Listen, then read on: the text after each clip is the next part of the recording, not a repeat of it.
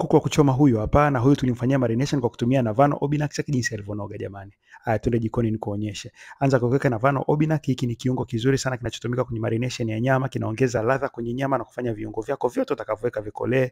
Weka kitunguu saumu, weka viungo vya chaguo lako, viungo tulivyoweka sisi tumekuandikia kwenye caption hapo chini. Koroga vizuri. Hapa kwenye stage ya kukoroga jamani, hakikisha unakoroga huo mchanganyiko wa Navano Obynak na viungo ulivyoweka uchanganyike vizuri. Usiogope kuchafuka. Watu mnapika kuku huko, mnachoma kuku, mna roast, hamfanyi marination. Fanya marination, hakikisha viungo vinakolea. Acha kwa angalau nusu saa kuendelea ili viungo viingie mpaka ndani. Alafu baada ya hapo ndo uweke jikoni. Marination ni muhimu sana jamani. Na hata ile marination ambayo ulitengeneza mwanzoni usiimwage, endelea kuiweka kwenye kuku. Jinsi anavyoendelea kuiva unaongeza marination. Anavyoiva unaongeza marination. Kuku ndo anatakiwa awe hivi. Huyu ndo kuku wa kuchoma aliyekolea viungo na aliyewekewa Navano Obynak. Baada ya kumtoa jikoni, huyo hapo.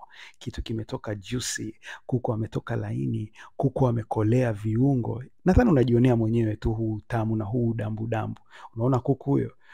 Kuku kama huyu sasa ndo nimkute nyumbani kwako jamani. Umeona kuku alivyoiva vizuri, kuku alivyotoka juicy. Haya ndo mambo ya Navano Obynak. Sasa hivi inapatikana nchi nzima, masokoni kote. Nenda kwa upande wa muuza viungo kule sokoni, mwambie akupatie Navano Obynak.